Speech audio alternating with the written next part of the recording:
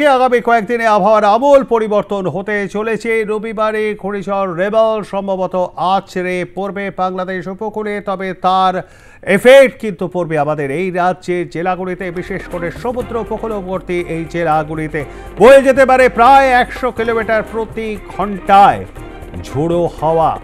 ঝড় বৃষ্টির পূর্বাভাস কবে থেকে এই পূর্বাভাস আমরা এটা জেনে নেবার চেষ্টা করব। বাংলাদেশের ওড়িশা থেকে বাংলাদেশের মধ্যে এর অভিমুখ হতে পারে এখনো পর্যন্ত যা জানা যাচ্ছে, এবং পশ্চিমবঙ্গ বাংলাদেশের সুন্দরবন এলাকায় এখানে এফেক্টেড হতে পারে,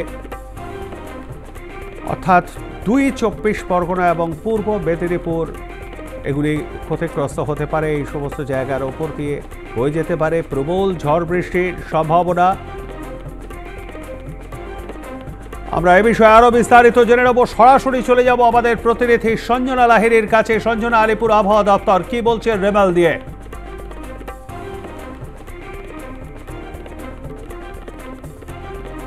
দেখো, এই যে দেখা যাচ্ছে যে ঘূর্ণিঝড় রেমাল, এর ফলে কিন্তু আগামী কাল থেকে আবহাওয়ার একটা আমূল পরিবর্তন হতে চলেছে।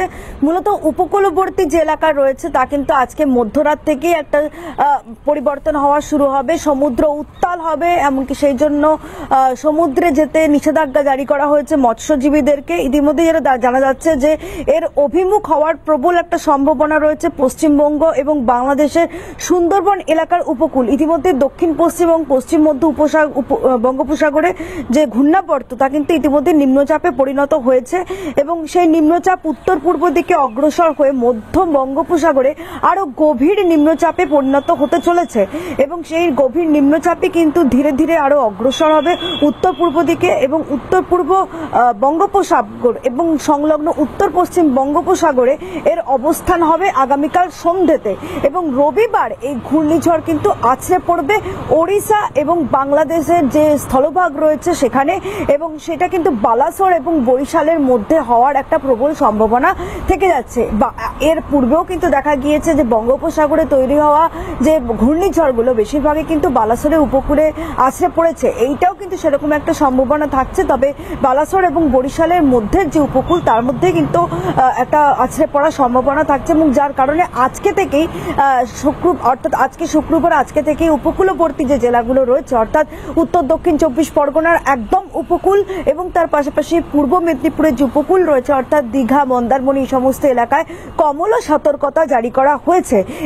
এ প্রসঙ্গে তোমাকে জানিয়ে রাখি, পূর্ব পশ্চিম একটি অক্ষরেখাও রয়েছে যেটা কিন্তু বাংলাদেশ থেকে একদম রাজস্থান পর্যন্ত বিস্তৃত হয়েছে। এর ফলেই অর্থাৎ একদিকে নিম্নচাপ, একদিকে অক্ষরেখা এবং এই জোড়া ফলার ফলেই কিন্তু আগামী 24 ঘন্টার মধ্যে দেখা যাবে আবহাওয়ার একটা আমূল পরিবর্তন। তবে এই যে অক্ষরেখা এবং ঘূর্ণাবর্ত সৃষ্টি, এর ফলে কিন্তু প্রচুর পরিমাণে জলীয় বাষ্প এ রাজ্যে ঢুকছে, এবং যেটা দেখা যাচ্ছে সকাল থেকে একটা গরম পরিস্থিতি, বেলা বাড়ার সঙ্গে সঙ্গে একটা প্যাচপ্যাচে গরম।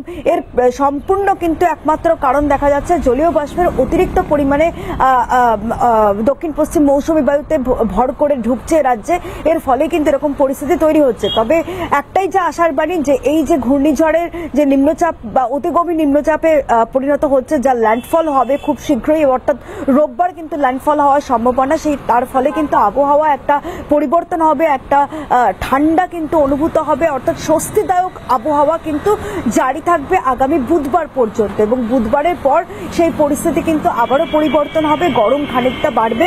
তবে এই পরিস্থিতি অর্থাৎ যে একটা স্বস্তিদায়ক পরিস্থিতি তা কিন্তু শনিবার থেকে আগামী বুধবার পর্যন্ত পরিলক্ষিত করা যাবে, যেমনটা জানাচ্ছে আলিপুর আবহাওয়া দপ্তর। প্রবীরদা, ধন্যবাদ আমাদের সঙ্গে থাকবার জন্য। সঞ্জনা, কথা বলছিলাম আমাদের প্রতিনিধি সঞ্জনা লাহিড়ীর সঙ্গে।